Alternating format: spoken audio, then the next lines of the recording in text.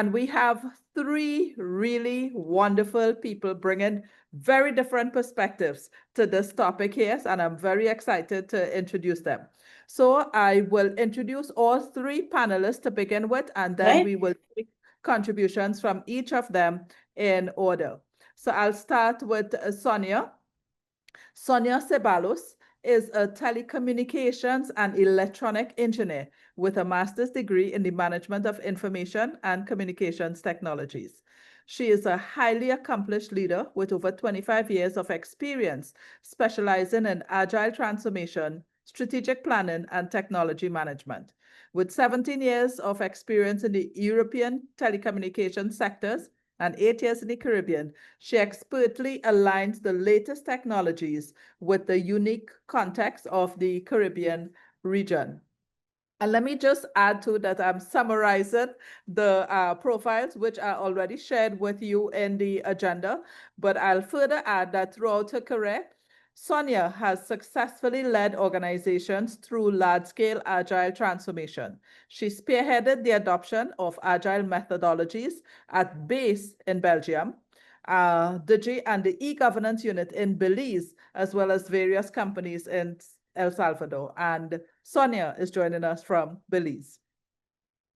Our second panelist is Shelly Bend, and Shelly is joining us from the British Virgin Islands. Shelly joined Trident Trust, one of our sponsors here for Governance Week 2025. She joined in 2015 as the first in-house legal advisor in Trident's BVI office. She quickly became Trident BVI's general counsel and was appointed to the board of directors of Trident BVI in 2018. Since 2021, Shelly has been a member of Trident's leadership team in the Caribbean, focusing initially on providing legal, regulatory, and governance support to the various Caribbean offices in her role as regional legal advisor.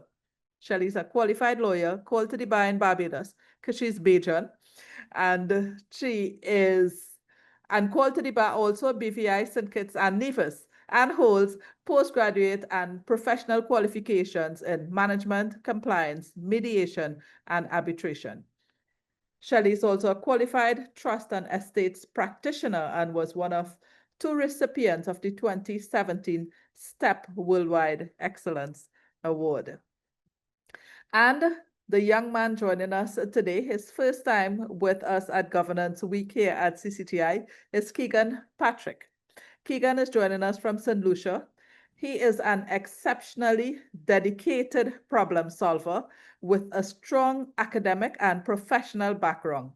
He earned his master's degree in advanced manufacturing and design from MIT, complemented by a bachelor's degree in mechanical engineering from UE. His academic excellence is evident in the numerous scholarships he has received from prestigious institutions such as the Wade Institute of Technology, Stanford University's Black in Robotics, 3M, and the National Society of Black Engineers. I'm happy to say that Keeghan is also waiting approval on 2 patents, something that we ruin the region in terms of having enough investment in intellectual property. So in addition to his impressive educational achievements, Keeghan is well connected in various professional circles. He's a member of the International Telecommunications Union, the Caribbean Telecommunications Union, and maintains active involvement with the National Society of Black Engineers. So 3, as I said, very distinguished individuals who are now going to share with us their perspective as we look at governance challenges in the digital era, data privacy and security. So Sonia, if it's okay, I'm going to ask you to kick off the discussion, and let's hear from you in the next 8 to 10 minutes, your thoughts on this topic and the overall theme of governance in the age of generative AI. I'm very excited you guys have invited me to these particular panels. I always like these interesting topics. I am an engineer. I love technology. I live for technology. But I think it's always very important to put the parallel track of humanity and technology and all that technology is and how it should be treated. So I'm very, very excited to be here. data. Data is becoming one of the most valuable assets of companies. And that's something we all need to recognize and realize, correct? So we, companies that are not looking or treating or making decisions using data are companies that, of course, will be behind. Now, if all that data is there and all that data is available, it means that we as organizations, as governments, have the responsibility, correct, of ethics, transparency, etc. So I think that's the angles that we need to look with data. I say that data, it is needed, and it's needed because it will make not only companies, but also governments more efficient, correct? And that's something that will be good for us in the environment. But of course, we also have to be absolutely responsible and understanding of the risk. I think there are kind of different type of data.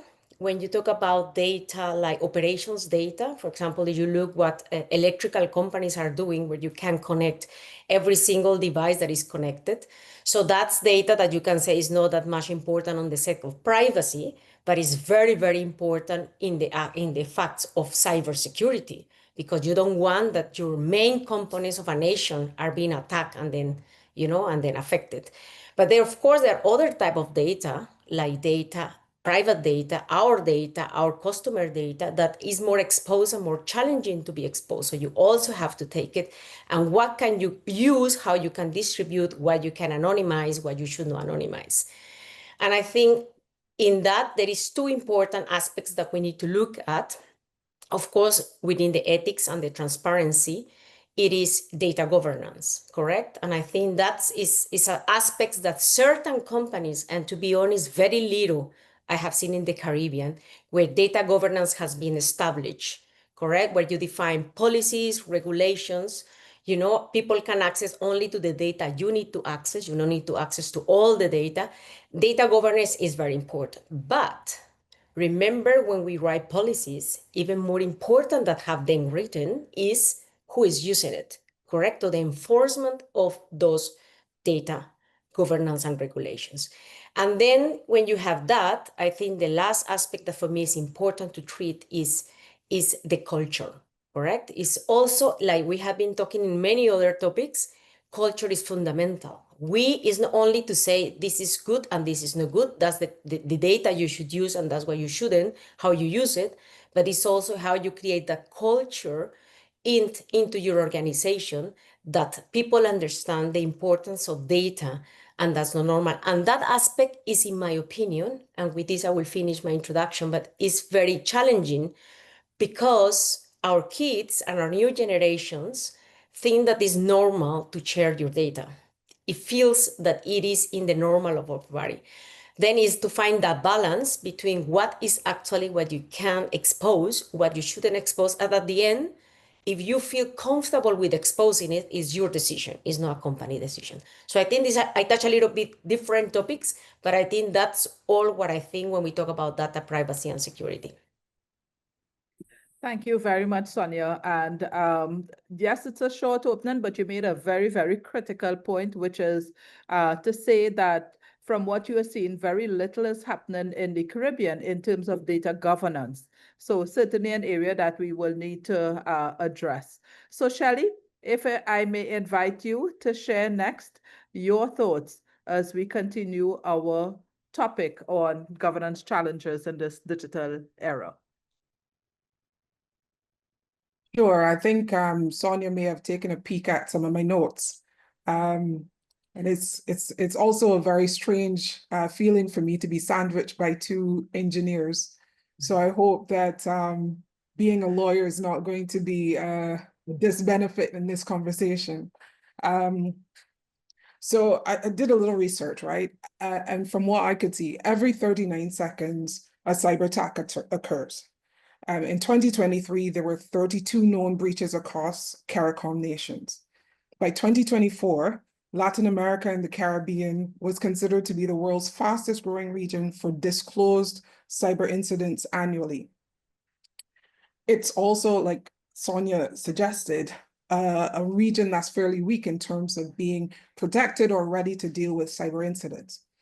In that context, therefore, it is imperative that boards treat cybersecurity as a governance issue and not just an IT issue. We know that the board has an oversight function. It has to ensure that there are internal controls and that these internal controls are appropriately designed and they operate as intended. They have to make sure as a board to oversee the company's material risks.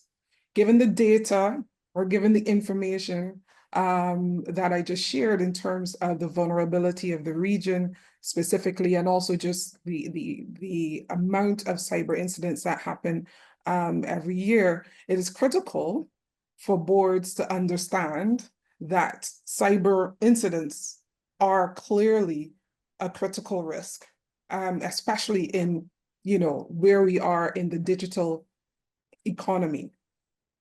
We're operating in this economy, as Sonia said, where this society where people happily overshare on Facebook, TikTok, all these things. And yet the same people are really, really protective of their personal data when it comes to companies who use and access and process their data. Data, as Sonia said as well, is an asset that is very valuable for many companies. Data is almost a currency, and it's been treated like a currency and a valuable asset. It's being treated as a currency and a valuable asset more now than ever. You've got the data-driven marketing, analytics, algorithms. You've got Alexa listening in on your conversations so that companies can know how to market to you and to sell you their products. So data is critical for business. As of 2024, the global data sphere stood at 149 zettabytes, which a zettabyte is a trillion gigabytes, with projections that it would reach to about 200 zettabytes by the end of this year. And some estimate the value of the big data market to be between 90 billion US dollars and 230 billion US dollars that by the end of this year. Companies themselves generate tons of data on a daily basis. We collect, we store, we process data all the time. Data that is relevant to our organizations and help us to manage what we do, to manage our teams, to manage the work. We have proprietary data. We have trade secrets that help us have a comparative advantage over our competitors. We have personal data of our staff and personal data of our customers. So companies are a veritable gold mine for data. In addition, companies are operating in an age now where we've got complex regulations and legislation governing data protection. So you've got the EU GDPR, you've got the CCPA in the States, and various pieces of legislation governing data protection across the US. Even in the Caribbean, we've got some data protection legislation in companies like Trinidad, Jamaica, Barbados, BVI, Cayman, etc. In addition to that, this year, the EU has now moved to AI legislation and trying to govern how AI is used with the AI Act. So we are operating in an environment where everybody is sort of focusing on data and the importance of data. People are using their data, freely sharing their data, but then you've got the regulations also trying to help us to use data and protect people's personal data. And the reality is that all these changes, plus the technology itself, are easily outpacing boards and their ability to have oversight of everything that's happening, both at a corporate level and an individual level. So what are the governance challenges for a board and for directors as individuals? I want to look at or talk about three different aspects or three different stages of a board's consideration, if you will, of data protection and data security. The first is the status quo. So where you're operating right now, no issues, versus if there's a security incident and you're in a crisis mode, versus after a security incident, what do you do? Status quo must be about preparation. Preparation. Because as I said, data incidents, security incidents happen every 39 seconds. So the board has to be thinking about how do we make our cybersecurity framework so robust that we mitigate and minimize the incidence of and the impact of any potential data incident or cybersecurity incident. So you've got to start with thinking about the laws and the global standards on data privacy and data protection. How do we ensure that our company is aligned, has policies that align with those laws and are compliant with those laws? How does the board ask ourselves, do we understand all of the risks that are out there right now in terms of cybersecurity? Do we understand the impact of data theft and hacking? Do we understand the impact of data leaks from internal, for our internal staff? You know, you can have a data leak because there's a disgruntled employee who just decides to steal data, versus somebody who even thinks they are doing this for whistleblowing purposes, which is a very noble act, but it still has an impact in terms of your data. Ransomware acts. These have been increasing even across the Caribbean tremendously. And based on what I've seen, the average cost of being able to respond to a ransomware request demand is about US $5 million. So there's an impact there that the board has to consider. Phishing, which is rampant. And now with AI and deepfakes, it's really hard to tell whether the person on the other on the other side of the camera is actually your board mate, your fellow director, or is it somebody impersonating him trying to get information? How do we know when we're having these board meetings remotely that Kamla is Kamla and not somebody else? So the board has to think about how do we set the policies and procedures to mitigate these risks? How do we make sure that the management team implements these policies properly? I think Sonia alluded to that in her presentation. How do we make sure that the staff are trained on these policies and procedures and are carrying them out? How do we test the efficacy of these procedures as well? And our overall cyber risk framework? Are we testing so that we can identify vulnerabilities and find out where we actually have gaps, and then going to try to redesign our framework so that those vulnerabilities are managed? The other thing that's interesting is thinking about how do we balance the entrepreneurial impulse to use emerging technology, and maybe Keeghan will talk some more about this, given his patents and all the stuff he's doing. But how do we balance that against the risks, right? With every benefit, there's usually a risk. Using new technology, are we thinking about the data protection? Are we doing data protection impact assessments to make sure that whatever we do is still, any technology that we're using, is that going to impact our ability to protect our clients and our staff data and our own data?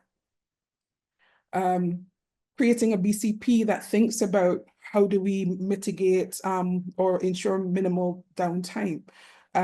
Making sure that we're looking not just at physical security in our business and people coming off the street and accessing our files, and thinking about how we are the security of our cloud storage.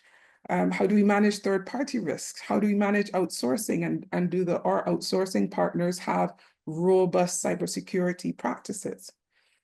The last thing in this part that I think about is, have we as a board thought about cybersecurity insurance, cyber insurance, and have we budgeted for a potential cyber incident?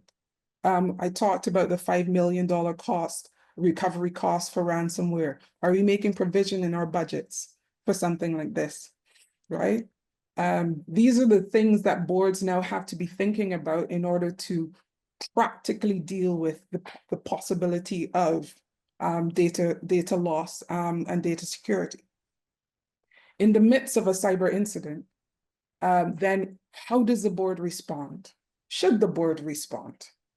Or is it the CEO and the management team? Does the board sit in the background and just provide assistance, or do we come to the forefront and provide that sort of gravitas, if you will, when deciding when we have to respond to a cyber incident? How do we get the right balance between the board having that oversight role and management having that implementing role and that active role in managing the day-to-day in the midst of a crisis? Those are some of the things that the board has to think about. What is the messaging to the public? What do we say? How do we say it? How do we get the message out to our staff, as well as the public and our clients, to let them understand exactly what's going on? And do we have to report to an authority, like an information commissioner? And the most challenging thing, having been through something like this, how do we talk to the affected individuals? And how do we reassure them that everything is in hand, even if it's not? Post-incident, and I'm about to wrap up, it's working with our management team to restore confidence in ourselves, because you can feel pretty broken after something like this, but also in the business, in our security framework. How do we restore confidence with our customers and our clients and our staff? We need to debrief and learn, figure out the lessons that need to be learned, identify the gaps, identify the vulnerabilities, and rebuild the security architecture and retrain so that we're stronger for the future. So in conclusion, it's critical for the board to prioritize cybersecurity, whether it's by appointing one board member as the responsible person, the responsible board member for cybersecurity, or creating a cybersecurity committee. We have to mandate that we look at the risks, the cyber risk, on a regular basis, and that we rigorously test our cybersecurity framework and architecture. We have to invest in board education when it comes to this digital era and all the things, the technology, AI, all of it. We have to ensure that the board as a collective and individuals understand more about the era that we're dealing with, that we're living in and operating in. Finally, cybersecurity is not an IT issue. It's a fiduciary issue. So the board needs to focus on this and needs to actively be involved in thinking about this and mitigating any impact. We have to look at our organization and ensure that it's resilient for what's going to be happening in the future in the digital era that's to come. Not just now, but what's coming in the future. And just remember that an ounce of prevention is worth a pound of cure. So the first part, we need to focus and work on that. That's my contribution. Thank you. Thank you. Thank you so very much, Shelly. I think you gave us a lot of food for thought there, especially reiterating this point that this is a governance issue. It's not an IT issue. So we need to invest in board education. I like that you ended there. And, some key points that you have made, and I've heard this said before too, it's not a matter of if, but when you may have a cyber attack. And therefore, how prepared is the board? And I like that you took us through all the steps that you should go through in that process, in terms of looking at your internal controls, in terms of your preparation for when there is an attack, and then how you manage after that. So thank you so much. And now I would like to ask Keeghan to join us, and let's hear his contribution on this topic of governance challenges in the digital era, data privacy and security. Over to you, Keeghan. Yes, thank you, Kamla, for having me. And it might be a little bit difficult following Shelly. I think she provided a lot of great information. I'll try to share, at least from our perspective, especially being a startup in the region, as well as most of our board forms part of our operational team. So management and board are a lot of the same people.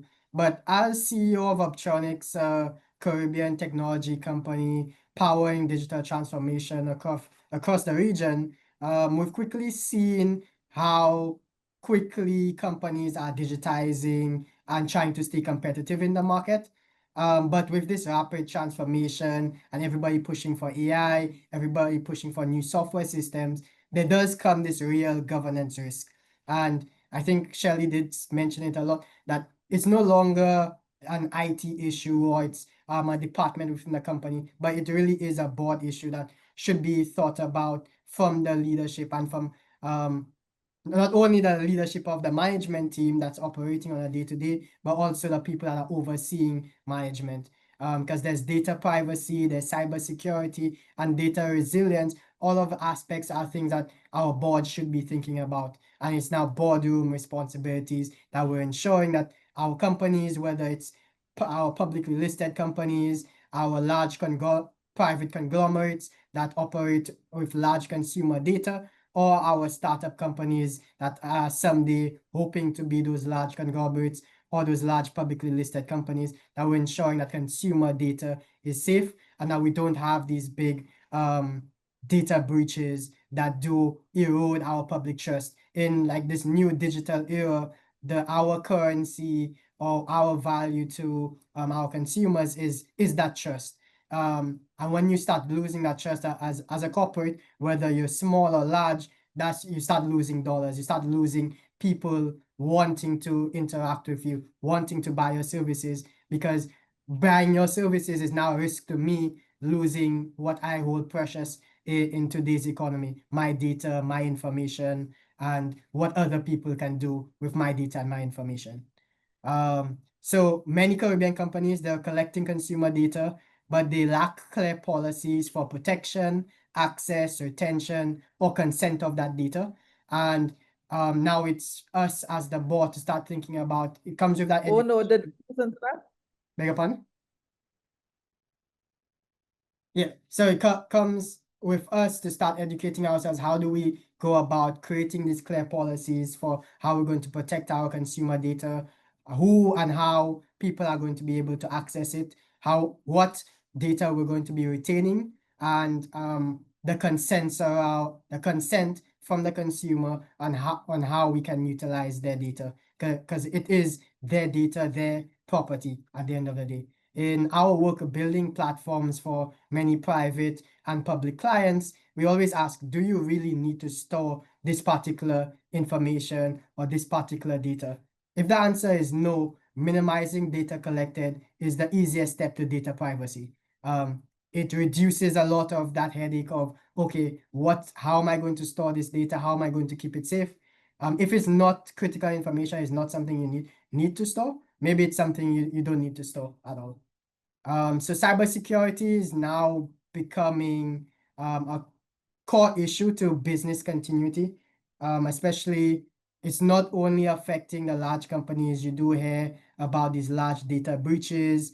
I think there've been a few in the region that we've heard that publicly announced from some Trinidadian companies, some Jamaican companies, but it's also a big issue for our SMEs and medium-sized companies, because they also often underinvest in cybersecurity, assuming that they're too small to be targeted until there's some ransomware hits. So some things I think boards should be thinking about, if you're part of a board of these smaller to mid-sized firms, is start drafting your incident response protocols, or start thinking about adopting something called a zero trust architecture, where all persons that have access to your data or database system needs individual access or controls to get access to the data, because you're basically saying that you don't trust any outside parties or any parties without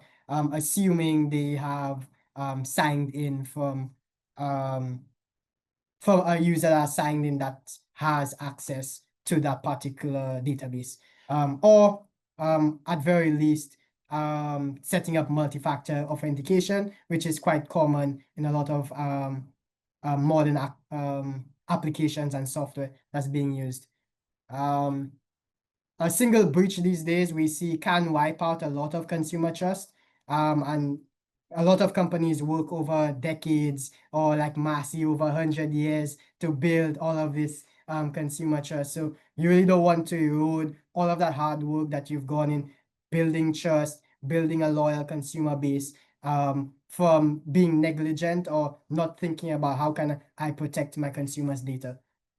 And I think this becomes very important in the age of AI and the age of cloud computing, where you don't only have persons trying to get access to data, but you have autonomous systems trying to access data from wherever they can find it within the internet. So with more private companies adopting AI, and boards must start thinking about, okay, like data sovereignty, where is my data hosted? Is it hosted somewhere in the US with AWS or another cloud computing platform? And do I trust them? What are their protocols in storing my consumers' data? Am I going to try to host my data myself? If I do, am I going to build my own servers? What cybersecurity protocols am I going to follow? And how much is that going to cost me? So those are also some of the considerations that we want to start thinking about in an age of growing AI and cloud computing and the various risks that might grow with the advancements in AI and autonomous systems trying to access data over the internet and over these communication systems. Something that's particular to us within the region that we should also be very cognizant of is that right now in the Caribbean region, we lack a lot of governance frameworks from the government standpoint of policies around consumer data protection policies. There's only a few that's publicly announced, like Jamaica has a data protection policy. I'm not too sure about some of the other countries, but I think there's a push to start publishing more data protection policies across the Caribbean. But I think as it's still nascent, boards need to take it upon themselves to voluntarily follow their own privacy and security frameworks. And you could also take guidance from frameworks like the ISO 27001. I think there's also a AI framework that's published by the ISO. I think it's 42001, and also the National Institute of Science and Technology also has a few cybersecurity framework that could be followed as well. And then I guess also from a board perspective, taking that time to invest in cybersecurity and digital literacy training for your staff and your team members. I think that point is also very important because a lot of cybersecurity attacks that are successful is not because of this great system that I was able to hack, or I created this bot that was able to hack into a system. Normally it's a data breach that happens from a person. So I was able to create a system that was able to get in contact with a person and get a password or get an information from a particular user, and then use that information to breach the system. So it's less likely that persons are able to, it is possible, but it's less likely. A lot more cybersecurity attacks is from human to system than from system to system. And I think that's where I'd look to wrap up. But I'm looking forward to the rest of the panel and any questions that persons might have. I think governance is not just about risk mitigation at this point in time. I think it's about us creating a culture of trust. And in the digital age of today, trust is really our currency and how we're going to grow our companies. Thank you so much, Keeghan. I absolutely really enjoyed that contribution from you. So we did have Sonia talking about the data being currency, but I love what you have added, that your currency is the trust of customers. So we have been able to hear three really lovely, diverse views from our panelists. So we had Sonia, who has really looked at this in very large organization in a transformative way. We have had Shelly looking at it from the regulatory side of things and what is needed in order to respond when there are issues. And Keeghan, I love how you started that your organization is a startup, so a lot of the persons who are in management are on the board are the same people. But you have been able to identify what are the things, and this was something that was particularly interesting to me. So I'm glad that you brought it up immediately. The prevention side of things as much as possible. So I like that you said that when you are building out work for clients, and they ask for you to collect data, the question would be asked, do you need this particular data? Because the less that you collect, then there is the less likely risk of that data eventually becoming breached. So I think that's an important consideration for all organizations to have, truly go through and rationalize what information do you want to keep and store, that knowing that you are now responsible, because as Keeghan said, a single breach can wipe out customer trust. That really resonated deeply with me, because traditionally before we had to talk about AI, we will talk about marketing and the fact that, retaining one customer is more important than bringing in an extra 5 and all of that. So, but here you don't want to lose the trust of your customers when it comes to AI, because people are concerned about the technology and how it's being used. And I like your suggestion too, in terms of if there is that missing governance framework from the government point of view, then organizations can voluntarily follow certain frameworks that are already established to ensure that they are following privacy and security protocols that would help them respond when they have challenges. So now let's look at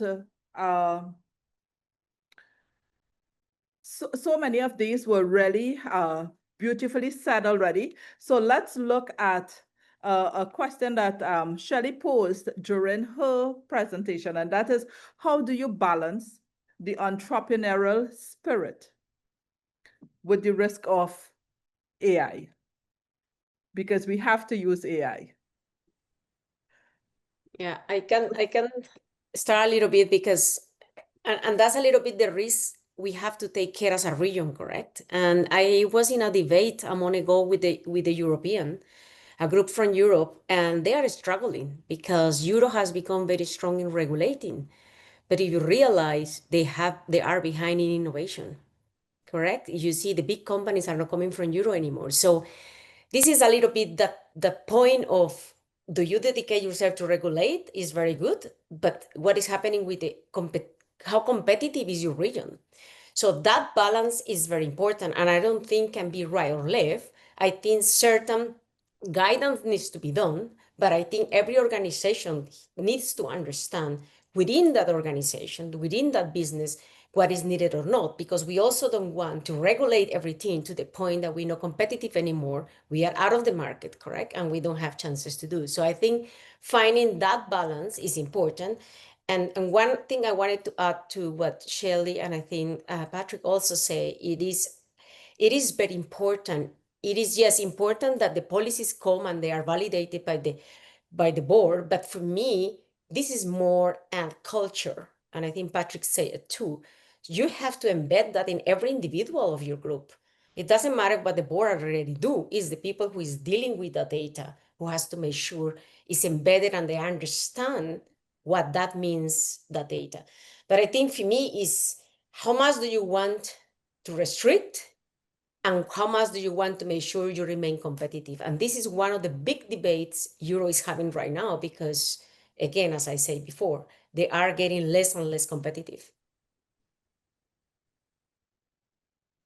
I think that's a really great point, Sonia, because throughout we have been talking about the responsibility of the board, educating the directors and all that. But you and Keeghan have made two very, very clear calls that every employee need to be educated to, especially when we're dealing with cyber breaches. So Shelly, I wanted to ask you to share again those statistics that you began with, because for me, it's important to let this sink in as to how much the Caribbean region is under attack and how many organizations have to contend with this on an ongoing basis.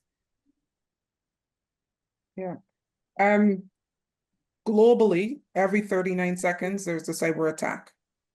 And I'm not sure if this is current today. But 2023, there were 32 known breaches across CARICOM nations. And I know last year alone into this year, you know, there were some other breaches. Keeghan mentioned this in Jamaica, in Trinidad.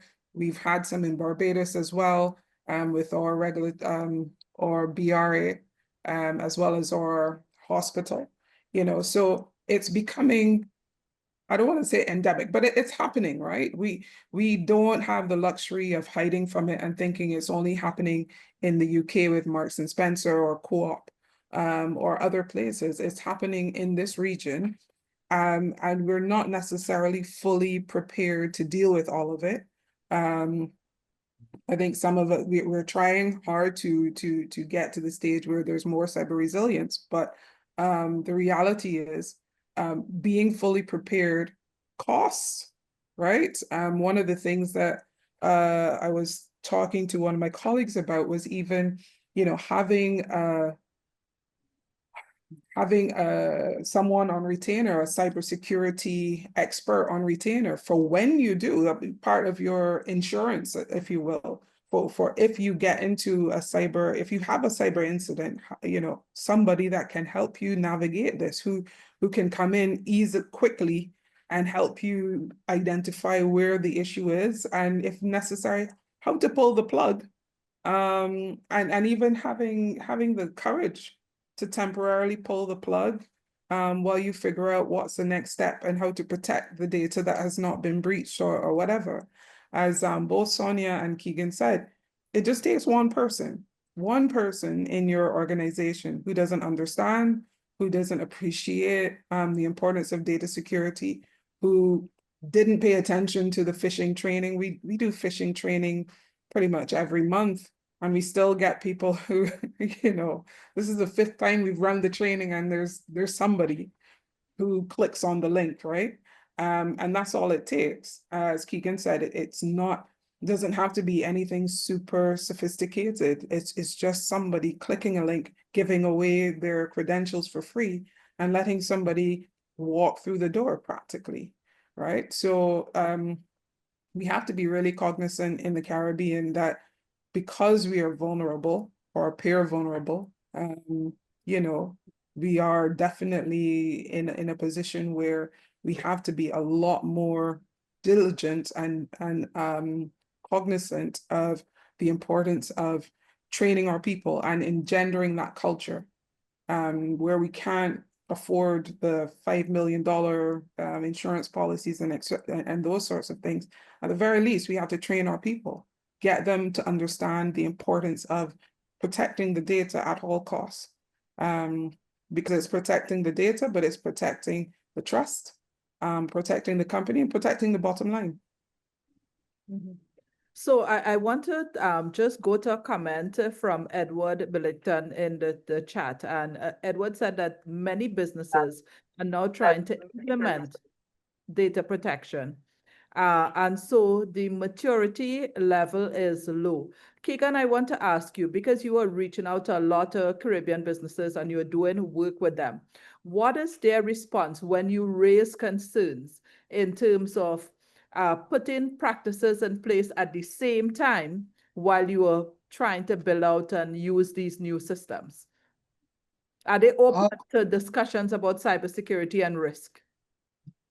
I think recently we've seen people opening up and becoming more open in terms of hearing us out in terms of like the policies and structures that we think that should be put in place, especially when we're building a new system for our client. Sometimes what we do run into is either they want to focus on like the particular implementation of the software, or sometimes they kind of overlook it and don't see the value at this particular point in time, or something they don't want to assign a particular cost to. But we're still working very tirelessly a lot with our medium-sized business and enterprises in assigning the effort and time towards making sure they're implementing these policies, making sure that we also allocate some time in the project to train staff on how to use the software or the system that's been created for them, how to make sure that they're protecting the data, that we've created this database, how to ensure that there are not breaches into that database. So there's still sometimes a tug and war of, okay, we believe this item is very necessary. It might take us an extra 2 weeks. It might have this extra cost to it just because of the additional manpower and time that goes into it. But we believe it's very necessary. So if it is something that we say we're going to do and we're going to do it for free, then yes, I think they're very open. But now it's trying to, it does take a little bit extra time. It does take a little bit extra work. Is now assigning the value to this is something that's very valuable. It's going to save you a lot of money, or potentially this is your insurance policy against future incidents, and also ensuring that you could even say you continue to have our team and we do penetration testing and so on for you as additional services. But this is how we're trying to help you in ensuring that your data is safe and that you're keeping the trust of your clients. So we're seeing boards and teams opening up a little bit more, but I still think largely still a little bit closed and still something that we're trying to bring education and knowledge of like the value of ensuring that we're we're protecting our data and we have these necessary cyber security policies in place. Okay, great. So it means that there's a lot of work to do. So it takes us to a question that Charlene put in the chat then, and I'm going to pose this question to you, Sonia, because it's a wide-ranging question. So we want to look at it from that global perspective. She says, with severely constrained human and financial resources to build these regulatory infrastructure, what do we start with? So what do you advise? Do you start with the legal, the ethical, the human? Where do you advise the large organizations in particular to start? I always see technology like any other transformation, correct? And we have been talking in other topics, but I think it is a little bit of everything. It's not one or the other, in my opinion. I think it's very important starting to acknowledge that there is a risk. I think that's important. I think Shelly also mentioned the word risk. And I think like we do any projects, we always highlight our risk. I think we also have to start seeing that this is a permanent risk for any project that we are executing. And in that, of course, you need to define, okay, how are you going to govern? How are you going to enforce it? How are you going to make sure it happens? And then, of course, what happened if the risk happening, correct? What will we do? And in parallel of that, you have to do the training to the people. So the people has to get involved, because what we say before, in many of these things, people has to be educated and trained, because if you can implement as much as technology as you want, but if you don't have the processes, procedures, and policies, you're still going to have a problem. If you don't have the right technology and you just implement systems that are open to the external, then you will have a problem. And if your person arrive and you have all these systems and still click the wrong, still doesn't have the conscience of something and put the info there, then still you have the problem. So for me, it is a complex and altogether grow where you have to tackle step by step all that maturity level. And I like the question of maturity, because that's exactly what it is. There are several elements where you can see the different maturity levels you can have in data governance, and you can start from zero to start targeting every year to become to the bigger limit. But you can do simple things that maybe will not cost you a lot of money. And some of them are mentioned here. You just said, okay, don't reply to emails. You just make simple things that can be less costly, and then you can grow from there. like the data access, who can access the data, just only access to the data that you will be using. You don't have to give all the data to everybody. So there are simple things you can start with, and then from there you can be moving on. Again, what's important is to understand it is not the same for everybody. Not everybody manages the same data. And you have to understand what type of data do you have. And that's what I say, for me, it is it's the operations data. I mean, if you're reading that my transformer has 2 watts, I mean, what that means to you? Nothing, correct? But it means a lot if I reveal my credit card to somebody. So you also have to understand what type of data you are processing and what type of security level you have for that data. And that's part of things you can embed in your organization plans, like you do something. And my last example, I see Caribbeans are very, very good at hurricane preparation. Cybersecurity is just something like that. It's exactly the same. It's an event that comes, you don't have much time to prepare, it arrives, but you all know what to do. That's exactly the same. And I even have participated in cybersecurity protocols, and we have even who is going to negotiate, because in sometimes you will have to go to negotiate. Who is the company who will be negotiate? Where are you going to negotiate? All that has to be predefined. So it cannot be that you get an attack and you don't know what to do.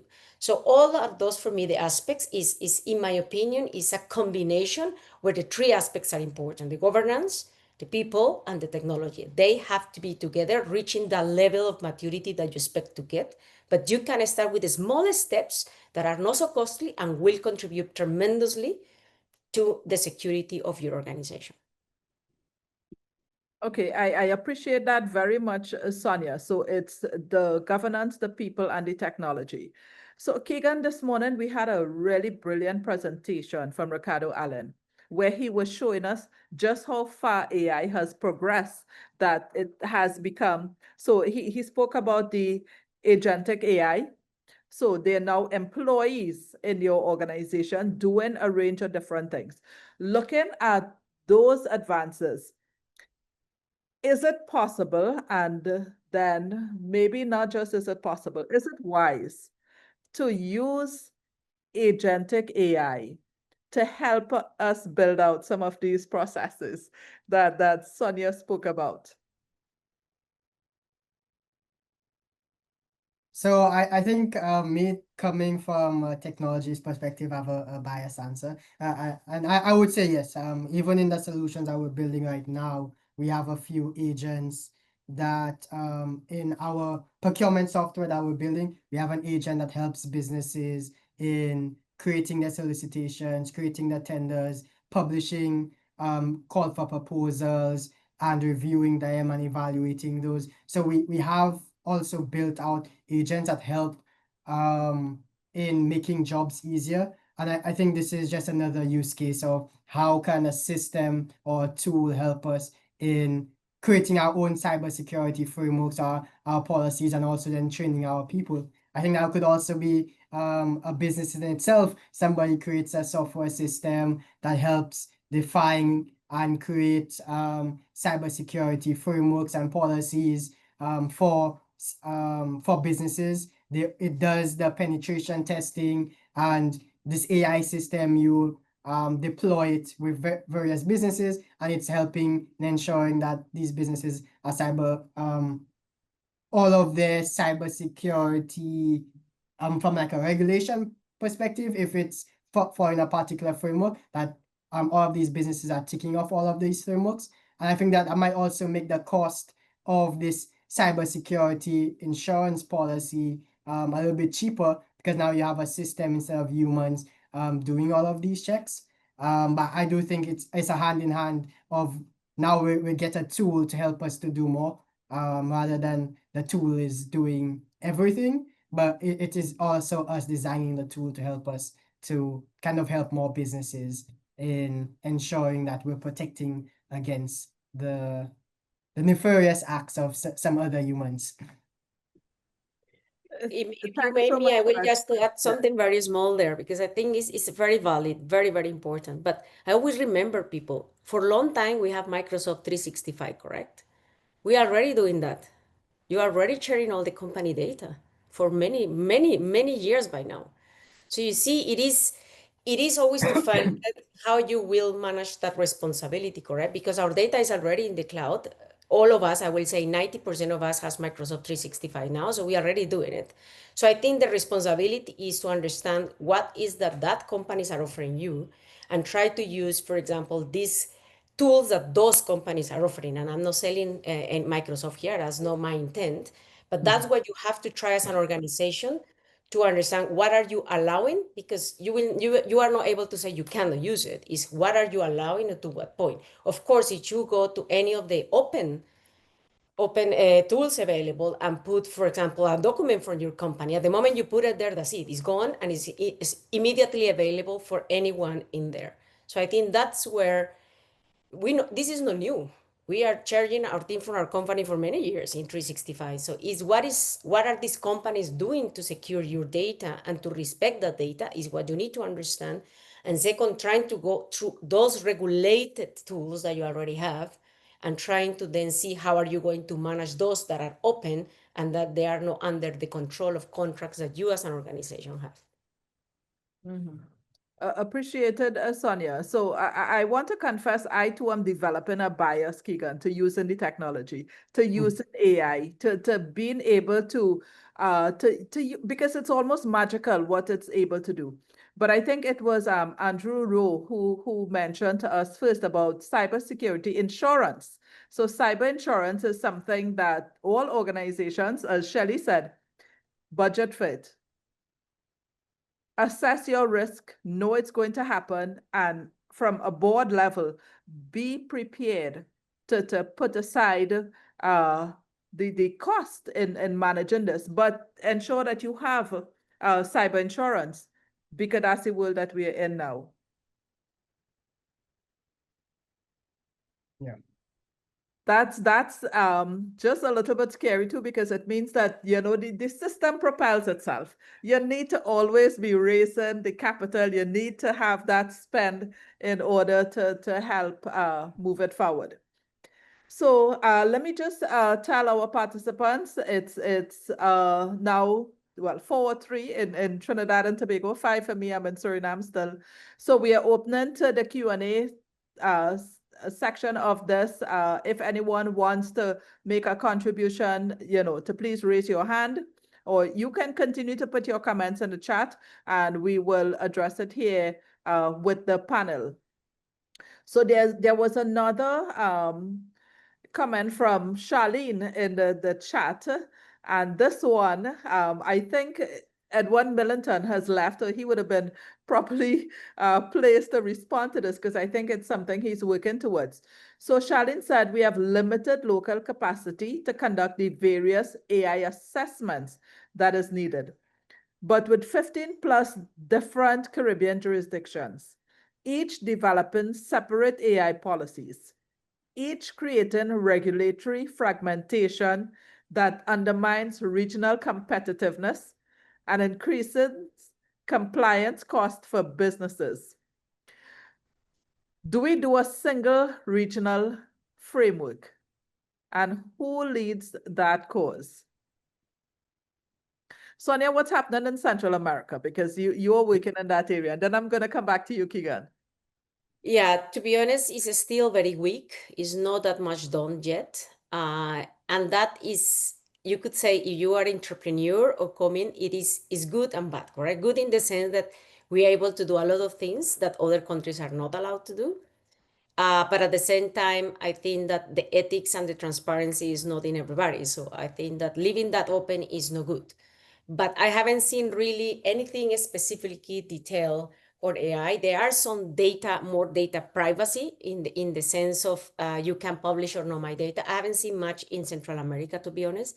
South America has been much faster in that. For example, Colombia, I know they have a very strict data now, and you have to, a little bit like Europe, you have to sign, and every time you open anything, you have to authorize them to use your data. But I haven't seen any of that in the Central America. I think a generic framework can be done regionally. I still believe that there is some maybe fine tunes that need to be locally because of the different type of markets. I mean, some can be very oriented tourism, another one will be very agriculture oriented, etc. So it's different type of data. So what you don't want is to restrict it too much that at the end you cannot survive anymore as business. But it is necessary to have a framework, and I think that has to be taken. And I think a little bit the challenge I see mostly on the Caribbean and with my expertise around is that we take too long to do things, and by the time we do it, they are probably already totally obsolete, and we have to look for the next one. So I think it's something that we need to look at it, because it's going really fast. And again, like Kenan said, we are technology people, and technology is there to help you, but has to be understood in the ethical and transparent way. So I think that a generative framework is useful, because there are things that are evident you shouldn't do. But I think we should also understand what I say from the beginning, that balance between restrictions and innovation, because we need to make sure that we not kill our competitivity around the region. Yeah. Yes, Keeghan? I think from my perspective, that question leads into like a much broader problem that not only stems just from the AI framework or like having a regional framework. I think that also stems from another like core issue within the Caribbean around regional integration. Because yes, I do believe that there should be a regional framework. I don't see why 15 countries need to create different data policies or regional frameworks for AI. For example, Jamaica did recently publish a new data policy act. Why can't that be utilized across the Caribbean and be a Caribbean Data Policy Act, or make a few amendments and additions as per considerations from the other islands, and now this is a Caribbean Data Policy Act. I think there's supposed to be regional institutions that handle like these frameworks or policies that should be enacted across the region. I think places like the CARICOMs or these types of organizations should probably be leading or close to leading these types of initiatives, or contracting persons to help them lead these kinds of initiatives if they don't have the expertise in-house.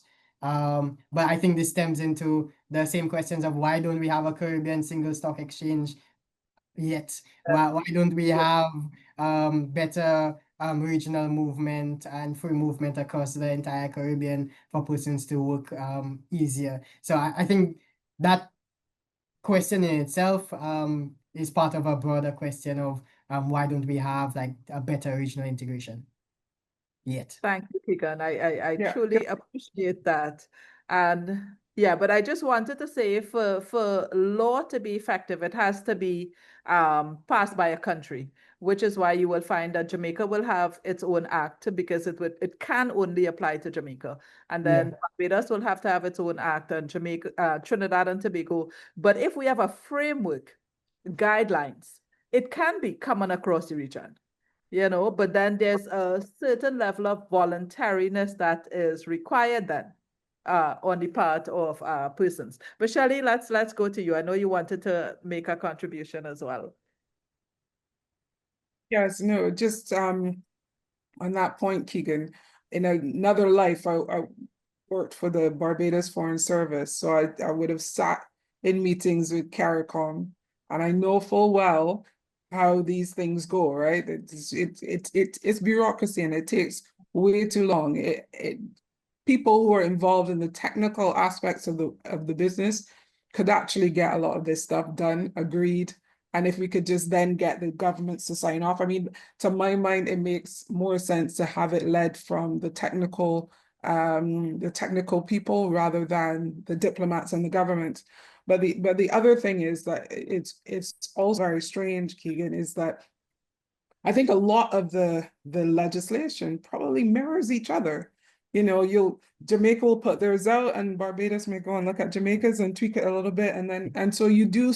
It's not like they're going to be worlds apart most times. So we really could do that, approach it where we just actually get a framework in place and then use it. And then, each country just come together, and each country just work off the framework to develop the legislation. There's absolutely nothing really stopping us except political will, I think. Yes, yes. And so we have a very provocative comment in the chat from Novak Goandan, who is saying that there's a golden opportunity for CCGI here to be a leader in publishing a draft AI ethics framework, specifically for organization here. And he says this as an opportunity that the membership can contribute towards as an initial document that can be offered for regional adoption, similar to the approach we did with the Trinidad and Tobago Corporate Governance Code. I'm hearing you, Novak. I think I do agree with you. It is a golden opportunity. And I think especially if, as you say, we have membership throughout the region.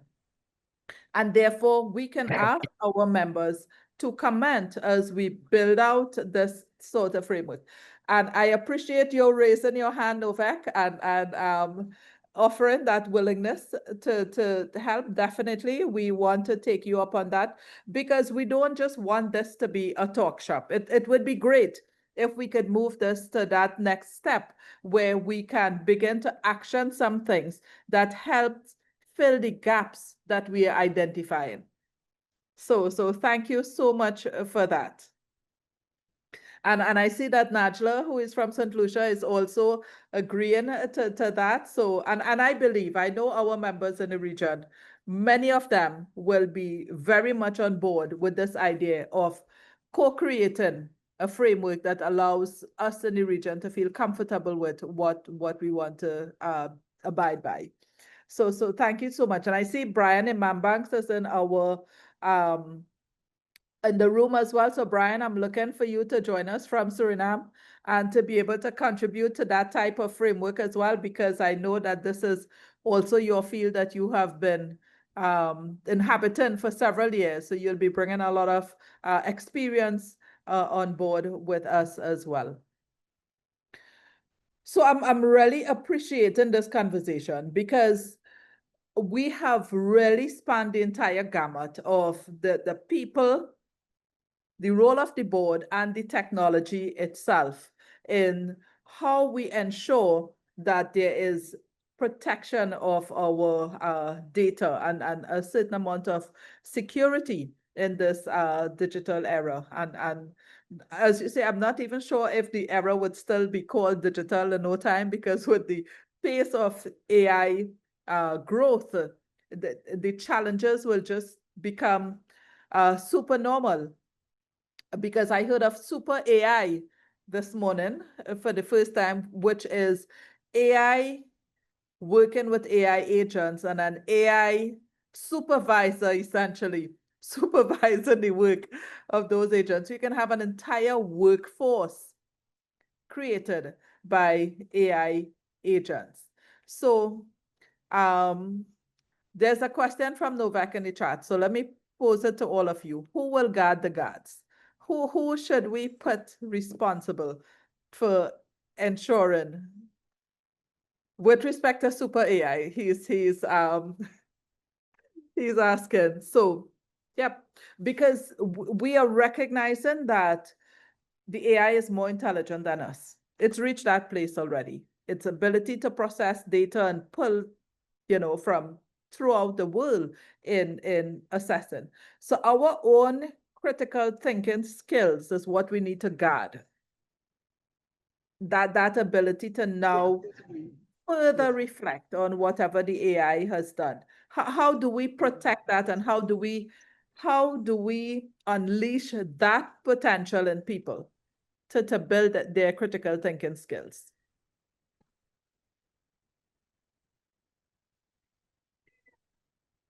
Anyone can answer. Even from the participants, we have some very experienced participants in the room as well. So if any one of them wanted to put up their hands, but I guess it is a difficult area. Keeghan, I see you have unmuted. Did you want to share? Hi, good afternoon, everyone. Good afternoon to colleagues outside of Trinidad. I'm in Trinidad right now. I think this goes back to the concept of media and information literacy. very similar concept, because we cannot stop the AI. The same way we cannot stop information that is being spread online and digitally.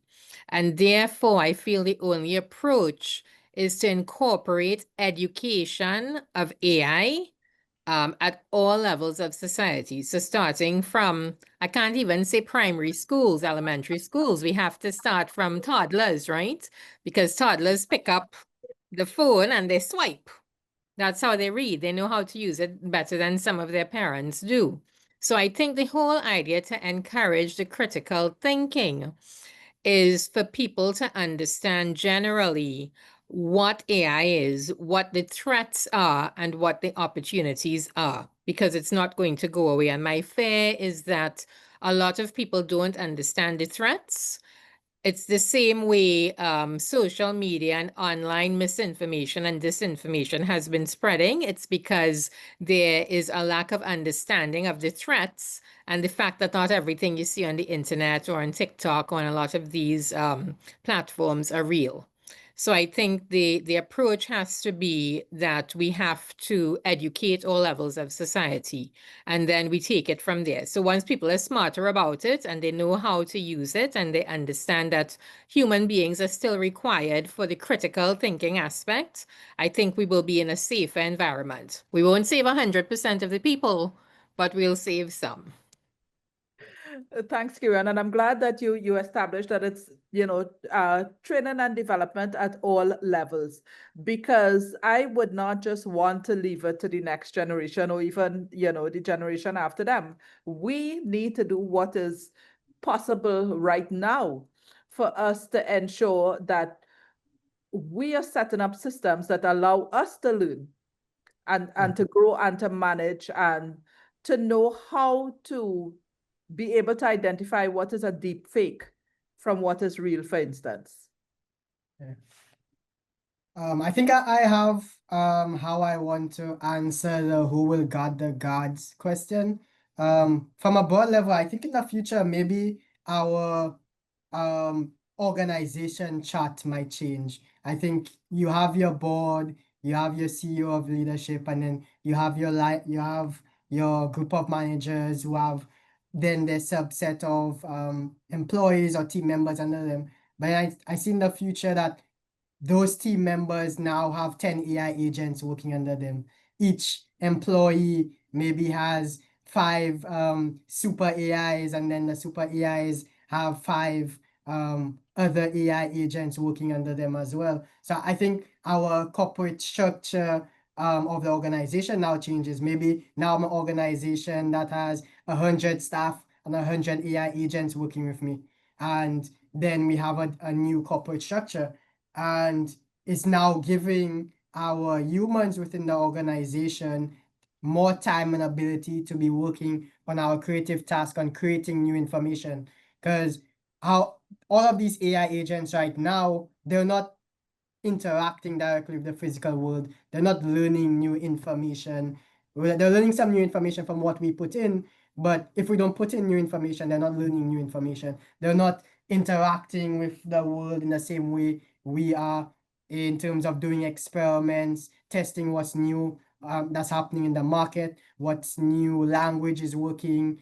So we're still the ones that interacting with new human beings. We're the ones interacting with the world and learning new science, and we're the ones that have to teach the AI this new science, the new way humans are interacting with the world, and then allowing them to go on and create new data or information from what we've just taught them. So I just think the dynamic might change, and maybe we have new types of organizations that's augmented by both humans and agents, and maybe robots.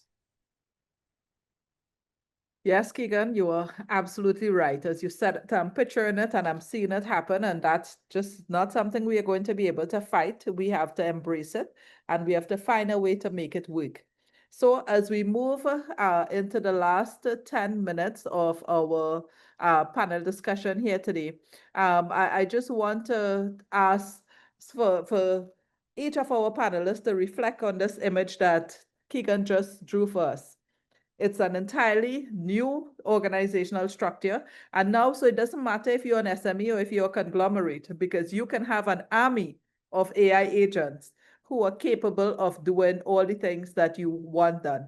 So where do we go in this context and ensuring that we protect the privacy and the security of the humans who are in that chain and those customers whose information they would be using?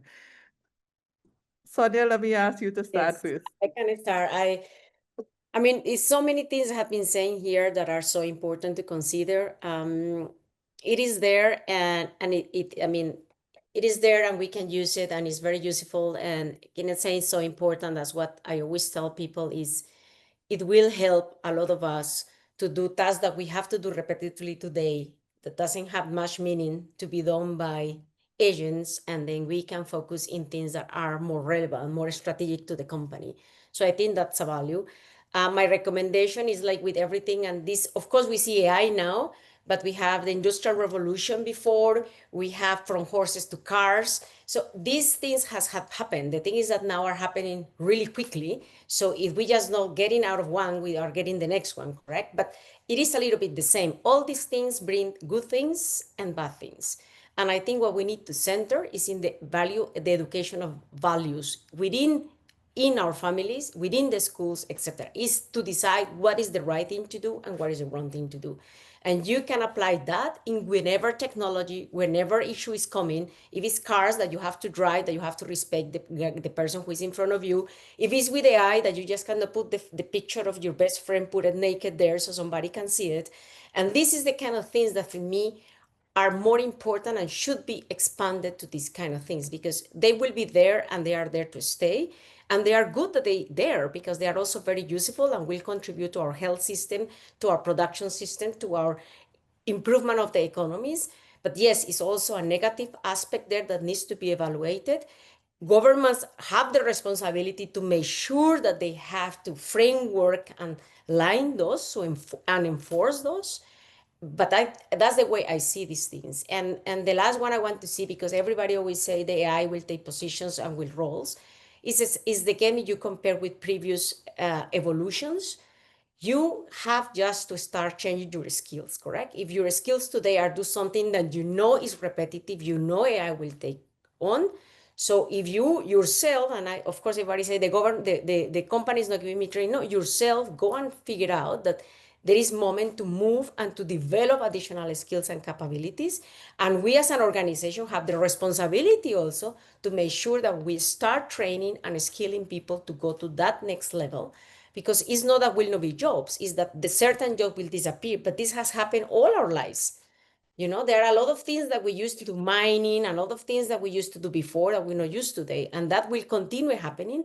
It's our own responsibility, and my main message to everybody here is you are responsible of finding that skills, working and preparing yourself for the next phases, because everybody's needed. We need people everywhere, and we need skills people everywhere. That is my message.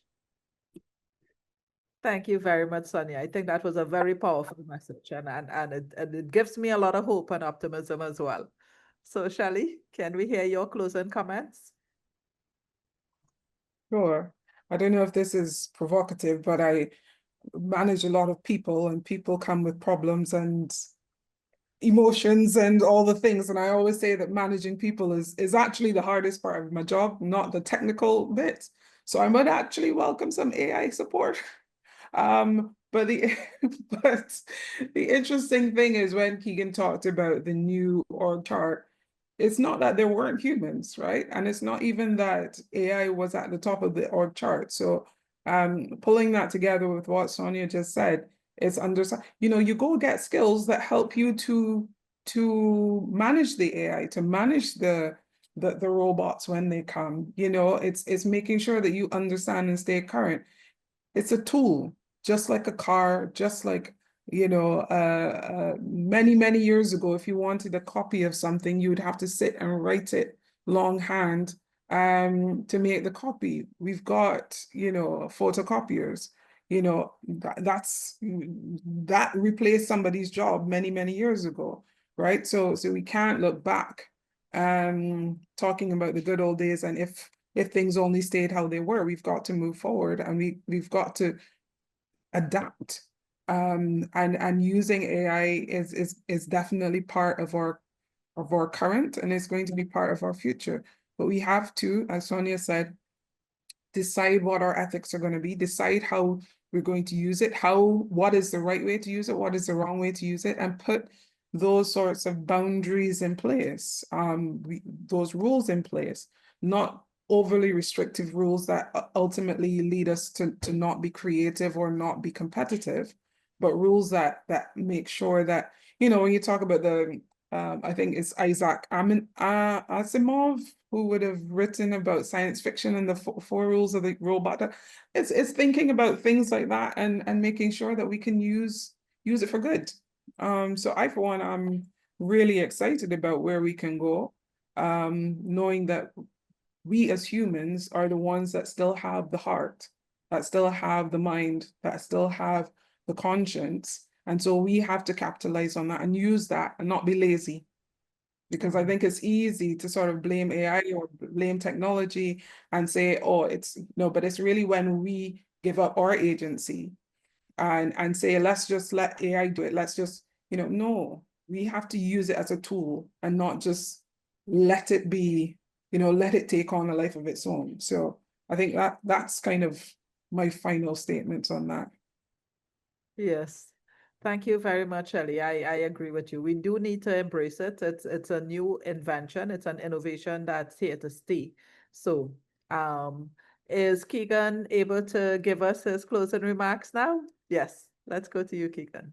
Yes, thank you. Actually, I'll have to jump onto a middle of a call. But really, I think my final takes for the day is really around that idea of trust, and that what I want us to see cybersecurity as we're going into the world of the development of AI, and we're accepting or ingesting a lot more data from consumers, is that we want to take that as they trust us with giving us the information. They trust us with this new currency of data, because data, as now we've seen that people have been able to monetize data. So they're trusting us with their money. They're trusting us with this currency of data.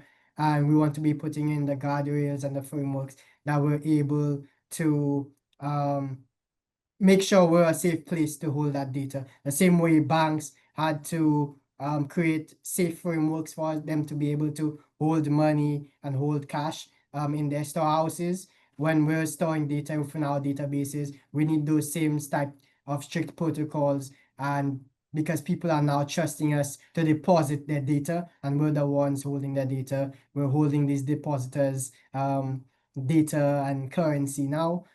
So we need to be putting in those frameworks and policies to ensure that we maintain public trust.